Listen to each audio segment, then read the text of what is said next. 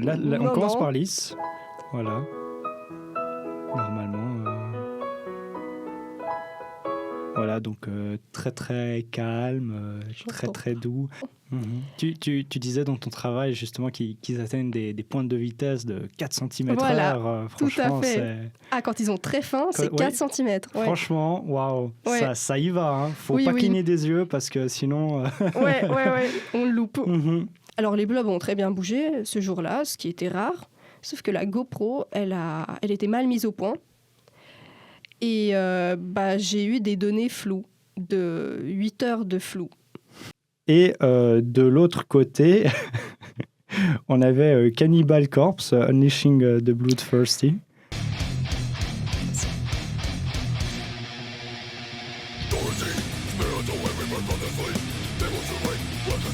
Ah oui, là, j'entends. Oui. Ouais. Donc ça pendant 8 heures. Oui, en boucle.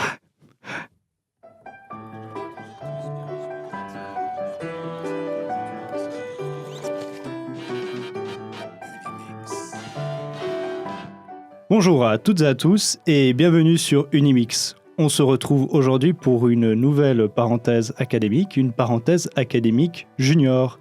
J'ai le plaisir d'accueillir aujourd'hui dans le studio Anna Pal. Anna, bonjour. Bonjour. Comment est-ce que ça va ? Bien. Et toi ? Ouais, tranquille, d'attaque pour parler de ton travail de maturité. Merci d'être venu depuis Genève. Merci beaucoup pour l'invitation. Alors, toi, tu as fait un travail qui m'a tué. C'est très, très sympa, en tout cas, la lecture, très bien écrit. Et donc, ton sujet portait sur l'effet de la musique sur le blob. C'est ça, tout à fait. Donc, Je ne vais pas prononcer son doux petit nom scientifique. Physarum polycéphalum, si jamais. Voilà, mais ça flex dès le début de Ouais, l'interview. tout à fait.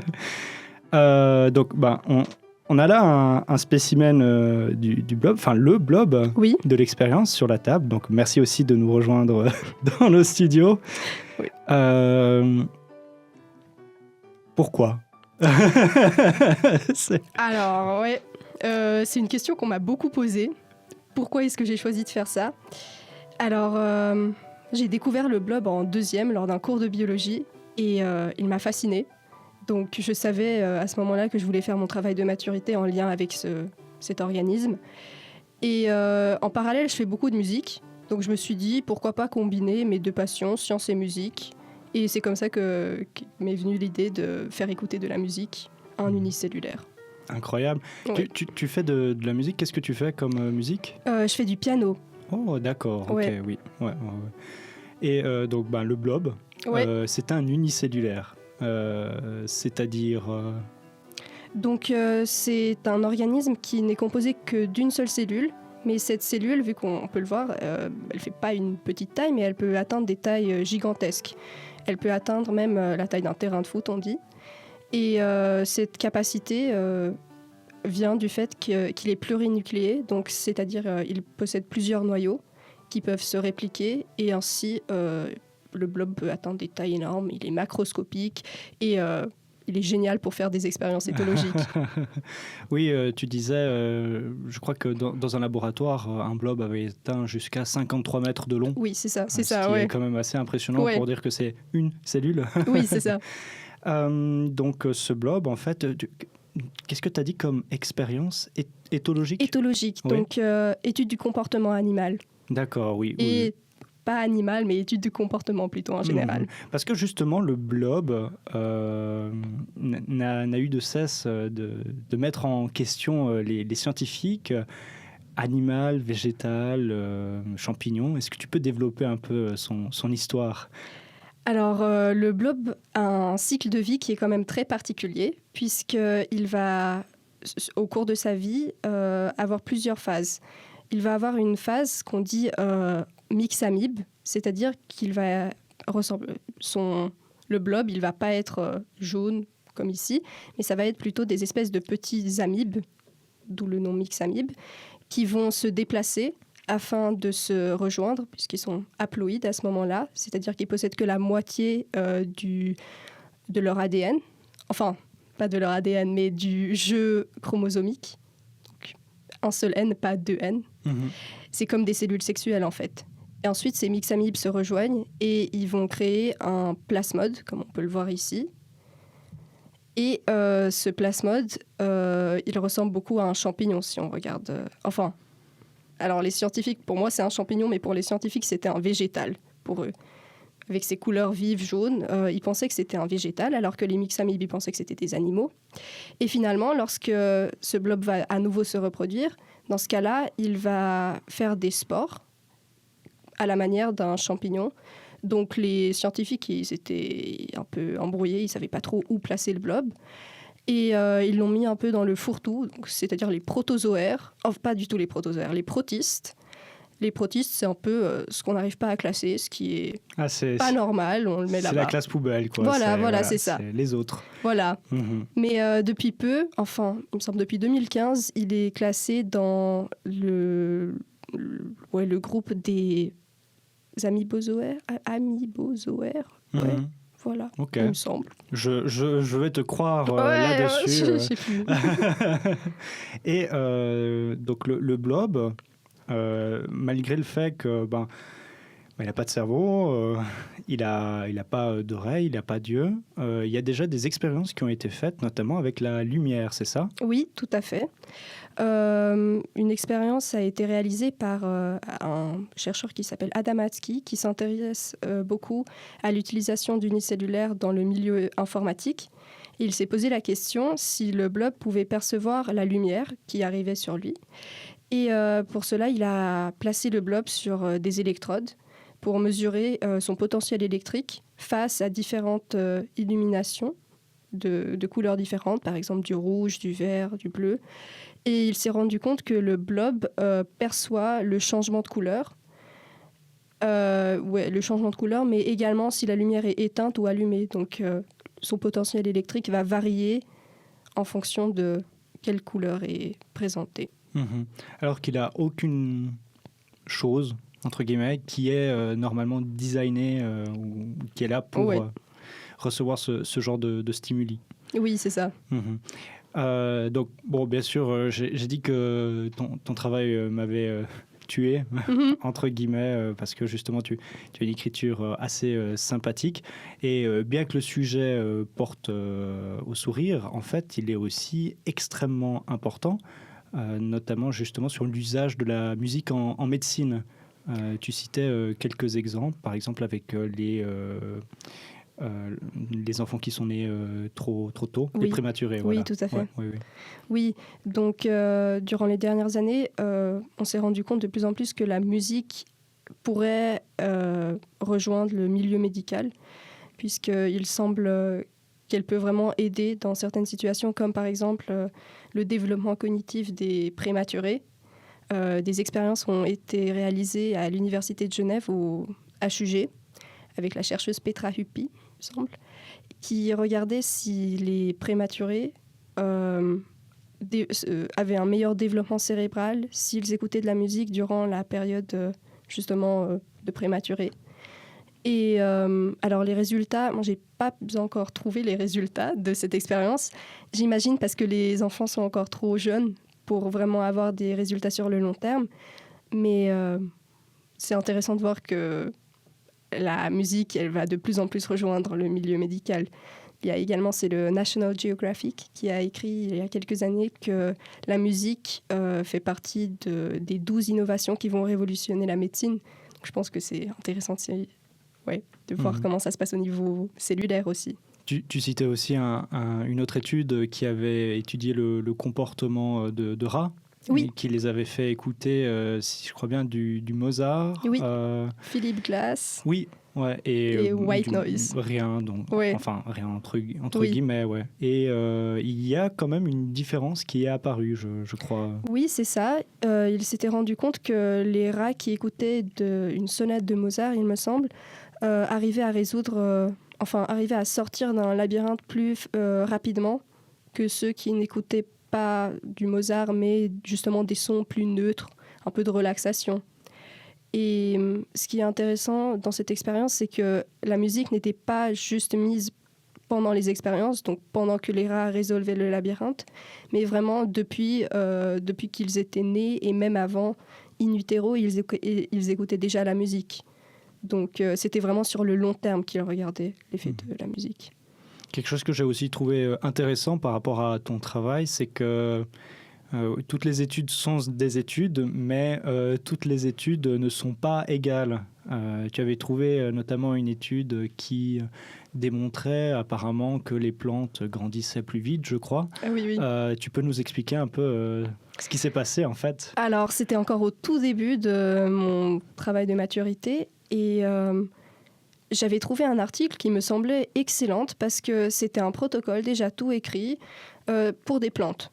Et en fait, cette expérience, c'était, il me semble, d'une université indienne, avait observé que les plantes grandissaient mieux lorsqu'ils écoutaient justement de la musique classique, Offenbach, un truc du style, et au contraire que quand ils écoutaient du bruit, ils étaient tout fanés. Et il y avait des images, et les images étaient vraiment choquantes. Donc on avait d'un côté la jolie rose qui grandit bien parce qu'il a écouté je ne sais quelle musique, et de l'autre côté, vraiment une fleur toute fanée, moche.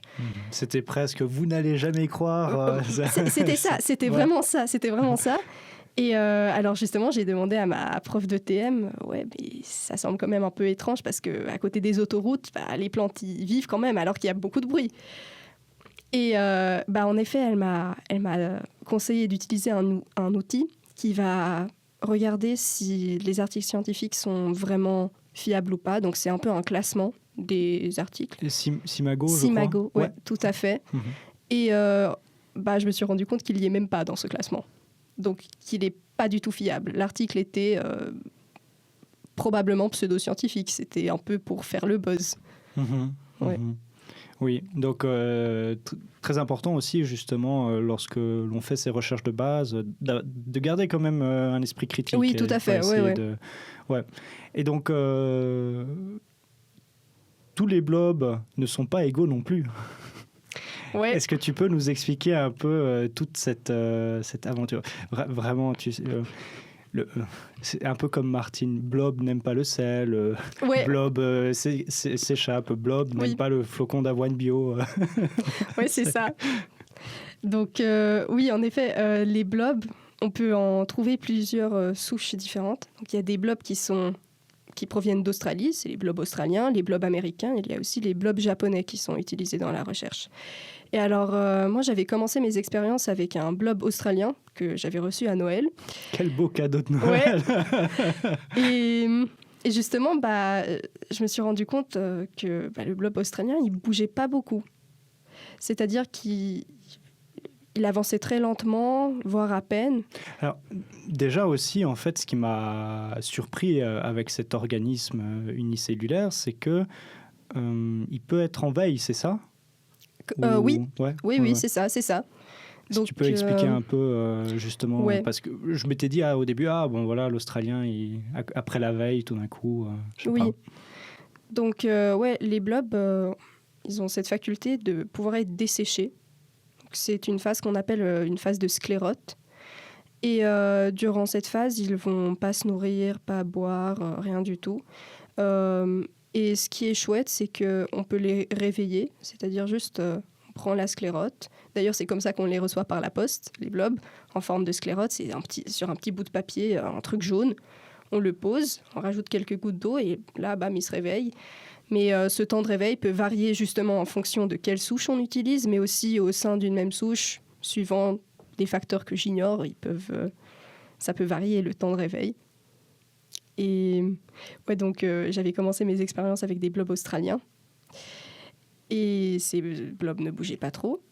Et donc j'ai décidé d'opter pour un autre blob, les blobs américains, qui eux sont beaucoup plus vigoureux et ils bougent beaucoup plus rapidement. Tu disais dans ton travail justement qu'ils atteignent des pointes de vitesse de 4 cm/h. Franchement, tout à fait. Quand ils ont très faim, c'est 4 cm. Ouais. Franchement, waouh, ça y va. Hein. Faut pas cligner des yeux parce que sinon... on le loupe. Donc, tu as reçu des Américains, c'est ça? Oui. Et tu les as commandés Alors, comment est-ce qu'on commande un blob? Il y a un site français qui s'appelle The Blob Shop, où on peut commander plein de blobs différents, vraiment énormément de blobs différents. C'est tout un commerce. Par exemple, pour la sortie du film Wonka, je ne sais pas si vous avez vu.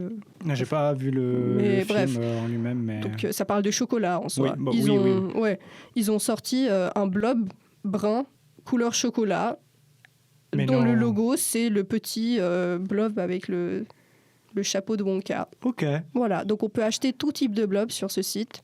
Et ça coûte environ 14 €, un truc du style. Donc, c'est assez facile de s'en procurer. Mais dans mon cas, j'avais une amie qui était également passionnée par le blob, qui, elle avait des blobs américains chez elle, et elle m'en a prêté. Et voilà, donc là, j'ai pu faire mes expériences. Je me suis rendu compte que, ça marche en effet bien mieux avec les blobs américains. Et par la suite, j'ai commandé sur le Blob Shop les nouveaux américains que j'allais utiliser pour la suite des expériences. Est-ce que tu peux nous détailler un peu ton processus ? Parce que je trouve justement intéressant aussi que tu as inclus la première partie avec la GoPro. Oui. Et que tu le relèves en fait, parce que ça fait partie du processus scientifique. Tellement de fois, on a l'impression que voilà, tout s'est bien passé, que c'était exactement ce qu'on attendait. Et voilà. Alors, c'était tout le contraire. Ouais, c'était... Et ça se ressent.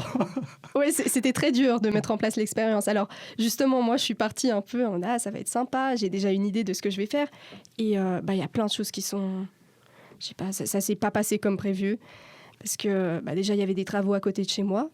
Donc, je pouvais pas mettre la musique quand je voulais, mais uniquement les week-ends pour éviter les interférences entre les travaux qui faisaient beaucoup de bruit et la musique. Mais voilà, qu'est-ce que je voulais dire ? J'ai posé une question. Oui, la GoPro. Oui. La GoPro. Alors, déjà avec les Lego. Voilà, c'est ça. Donc, c'était bien pensé. C'était chouette. Donc, j'avais décidé de faire une construction en Lego pour pouvoir placer une GoPro dessus pour regarder le déplacement du blob à travers une caméra pour éviter que je dois prendre des photos chaque demi-heure. Je me suis dit que je vais me faciliter la tâche. J'ai une GoPro, super, je vais faire une construction. On place la GoPro et elle va filmer les blobs.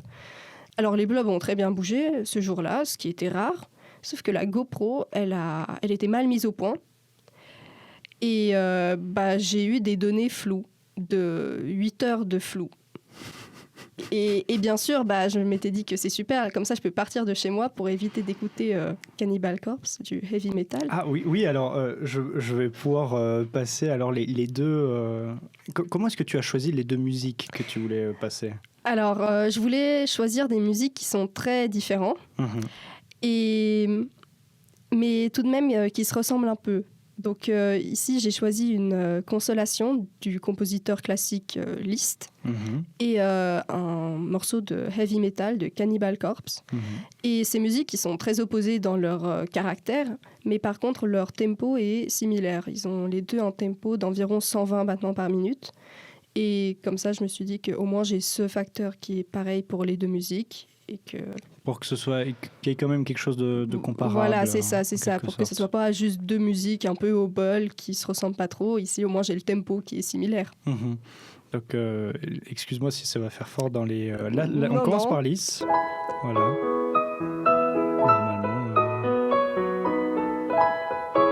Donc très très calme, très doux. Oui, non, alors dans le... mais après peut-être à l'ordinateur, enfin normalement. Au pire, je le rajoute après. Donc d'un côté, on avait ça, et de l'autre côté, on avait Cannibal Corpse, Unleashing the Bloodthirsty.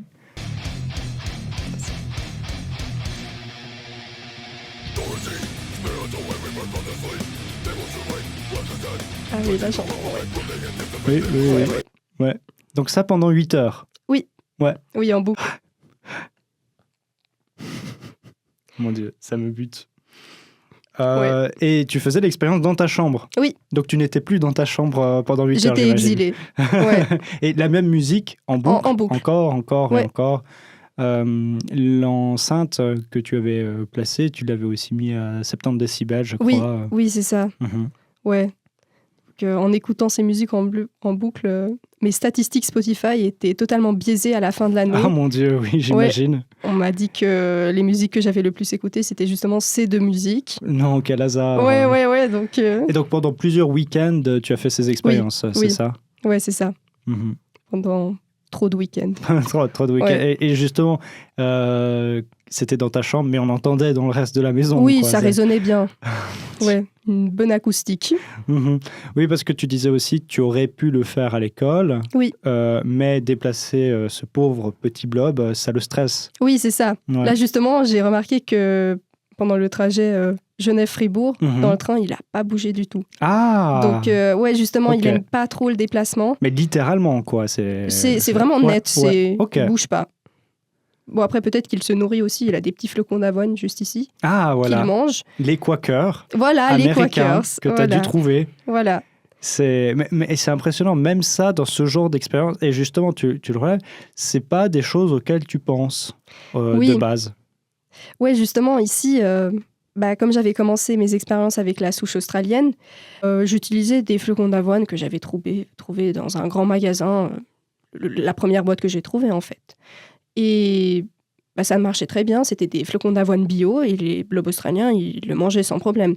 Et lorsque j'ai fait le changement de souche, donc je suis passée à la souche américaine, je me suis rendu compte qu'ils ne mangeaient plus les flocons d'avoine. Donc j'ai dû en chercher des nouveaux. Et j'avais lu dans le livre de la spécialiste européenne du blob, donc Audrey Dussutour, elle a écrit que les blobs américains, ils aimaient juste les Quakers américains. Et j'ai dû aller en France pour trouver ces flocons d'avoine. Mais depuis, ils collaborent, donc ça vaut la peine. Oui, et puis voilà, c'est 1-2 flocons d'avoine. Voilà. La boîte, elle dure. Voilà, ouais. Donc, après l'échec de la GoPro, tu t'es dit, chaque demi-heure, je vais repasser, je vais prendre une photo moi, quoi. Ouais. Comment s'est passée l'expérience, alors? Donc, j'ai fait sur 3 jours les expériences, 3 week-ends, il me semble. Une fois, j'ai mis donc 8 heures de Cannibal Corpse, puis 8 heures de List, et finalement 8 heures de rien du tout, juste du silence pour le groupe contrôle. Et les expériences étaient assez chouettes en soi, sauf Cannibal Corpse que j'affectionne pas particulièrement. Et les blobs, donc je voulais observer le déplacement du blob en fonction de la musique qu'ils écoutaient. Et les blobs qui écoutaient de la musique semblaient avancer plus rapidement et se déplacer sur une plus grande distance aussi que ceux qui n'écoutaient rien. Donc le groupe contrôle silence. Et il y avait quand même une différence entre les musiques. Oui, alors en moyenne. En moyenne. Mm-hmm. En moyenne, on dirait que les blobs qui écoutaient la musique classique se déplaçaient plus rapidement que les blobs qui écoutaient du Cannibal Corpse. Mais ces résultats sont à prendre avec précaution parce que j'avais utilisé que 4 blobs à cette époque. Depuis, justement, pour le concours suisse de la jeunesse. Je sais plus. Sciences et jeunesse. Sciences et jeunesse, voilà. Sciences et jeunesse, on m'a demandé de faire plus de réplications. Ah. Donc, encore le week-end passé, j'étais en train d'écouter du List. Ah, ça va, ok. Ouais, non, Cannibal Corpse, je l'ai aussi fait avant, mais ouais. Donc c'est le cauchemar sans fin. Oui, mais oui. Ça ne s'arrêtera donc jamais. Voilà, c'est ça. D'un côté, j'étais contente d'être qualifiée à ce concours, mais de l'autre, cool. Je me suis dit, bon, alors, voilà, c'est reparti. Et donc, alors, là, on a une boîte de pétri. Oui. Mais le souci avec cette boîte, c'est que il part un peu dans tous les sens. Il te fallait aussi des boîtes pour qu'ils aillent dans une direction, c'est ça? Oui, c'est ça. Tu as pris des boîtes de pêche pour hameçon Voilà, de pêche. hameçon, des boîtes à hameçon qui sont... Donc, il y a des petites colonnes plus étroites. Mm-hmm. Et le blob, il n'a pas trop le choix d'explorer. Il doit vraiment juste aller à la nourriture. Et comme ça, je peux regarder vraiment le déplacement du point A au point B sans qu'il passe je ne sais où. Mais est-ce que, alors, pour les réplications, tu as pris plusieurs boîtes? Oui. Oui, parce que 4 à 4, comme ça, tu as pu faire directement... Ouais, non, j'ai environ 8 boîtes à hameçon chez moi. Ok, d'accord. Voilà. Oui. Mon Dieu. Oui, j'ai des accessoires de plus en plus étranges, mais ouais. Oui. Et surtout, tu t'inquiétais pour que les blobs ne soient pas fugitifs. Oui. Oui, donc il y a aussi du sel autour des boîtes à hameçons. Voilà. Parce qu'ils n'aiment pas apparemment le sel. Voilà, c'est ça. On dit que c'est une substance repoussoire, le sel, pour eux, qu'ils évitent de marcher dessus. Un peu comme une limace, en quelque sorte. Ouais, c'est ça. Ouais. D'ailleurs, l'autre truc que les blobs n'aiment pas, c'est la bave des limaces. Donc, c'est soit le sel, soit la bave de limace. Bon, donc, le sel plutôt. Voilà, c'est ça. Mon père, il avait dit au début des expériences, il voulait vraiment pas qu'on se retrouve avec des blobs partout dans la maison. Oui. Il avait dit qu'il va mettre de la bave de limace autour de son lit, comme ça, il est sûr de ne pas avoir... Ouais. Est-ce que tu as déjà les résultats Alors, c'est encore en cours d'analyse. Donc, ouais, maintenant, j'ai tous les photos. Il faut que je les analyse encore. Tu brises mon cœur, Ouais, non. Non, parce que justement, c'est ça qui est aussi amusant. Ça fait un peu la course au blob. Oui. Mais donc, ton premier groupe, Contrôle, c'était aussi avec des Américains. Oui. Et ils n'avaient pas bougé. Ils n'avaient pas bougé du tout. Et tout à la fin des expériences, tu avais refait un groupe Contrôle. Et là, ils avaient quand même un peu... bougé, mais c'était assez minime par rapport au déplacement des blobs musicaux. Ouais. Et en moyenne, ceux qui avaient la musique calme ont avancé plus vite que ceux qui avaient la musique de sauvage. Voilà. Mais il y avait une énorme variation, c'est ça? Oui, c'est ça. C'est que vu que j'avais fait uniquement sur 4 blobs, les expériences, je me retrouvais souvent avec des groupes avec une très grande variabilité au sein même du groupe. Et il y en avait, par exemple, il me semble que c'était dans le groupe Cannibal Corpse, certains n'ont pas bougé et d'autres ont atteint le flocon d'avoine qui était placé à 4 cm du point de départ. Et c'est justement à cause de ça que on m'a dit de faire plus de réplications pour voir si les résultats sont significatifs ou est-ce que c'est un peu aléatoire. Et... J'espère qu'on ne t'a pas fait retirer les commentaires que tu faisais durant l'expérience. Ou... Non, franchement, yes. Non, ça va. Non, parce que c'est un exercice très risqué que d'utiliser l'humour dans un papier scientifique, mais je trouve qu'il a été réussi. Franchement, ça détend et ça prête à sourire aussi. Et on s'en rappelle ensuite beaucoup plus que... justement, là j'ai lu beaucoup de travaux de maturité. Moi-même, j'en avais fait un. Bon, voilà, on se débrouille comme on peut. Est-ce que tu avais été bien accompagné ou... Ah oui, super bien. Ouais, super bien accompagné. J'avais ma prof de biologie, c'était ma prof de TM. Et elle m'a beaucoup aidée, notamment au début des expériences, trouver les boîtes à hameçons. Elle m'a donné une spatule pour utiliser... pour racler un peu. Voilà, pour racler le blob. Ouais, non, elle m'a beaucoup aidée. Oui. Et donc là, on ne voit que l'effet de l'onde sonore, en quelque sorte, sur le blob, mais on ne sait pas vraiment si... il va préférer aller vers l'onde sonore ou pas, c'est ça? C'est ça. Et tu suggérais d'autres manières de faire des expériences. Ouais. Donc, je m'étais dit que, afin de voir vraiment si le blob va aller vers la musique, s'il est attiré vers la musique, ce serait intéressant de placer le blob au milieu d'un chemin et placer des flocons d'avoine à équidistance du blob.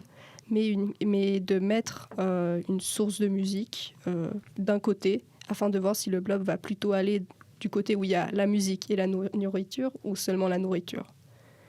Mais ces expériences, je ne me suis pas encore lancée dans... Non, on va déjà finir... Voilà, c'est ça, je termine ce que j'ai commencé, ensuite peut-être. Oui, et donc, on teste sur un unicellulaire...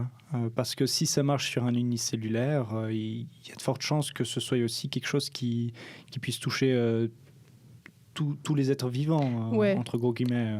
C'est ce que j'espère en tout cas, parce que je ne peux pas le prouver ou je ne sais pas tellement encore la réponse à cette question, mais j'espère que si on étudie vraiment l'effet de la musique sur les unicellulaires, que ça puisse apporter quelque chose aux organismes un peu plus complexes. Oui. Ouais. Et toi, après la Matu, tu te diriges, j'imagine, donc dans une carrière scientifique. Oui, tout à fait. Qu'est-ce que tu voudrais étudier ? Alors, j'envisage d'aller à l'EPFL en ingénierie du sciences du vivant pour faire de la recherche peut-être plus tard. Ce serait un peu le but. Ou alors l'enseignement, ça m'intéresse aussi. Ouais. Oui, transmettre voilà. la passion du blob. Oui, c'est ça.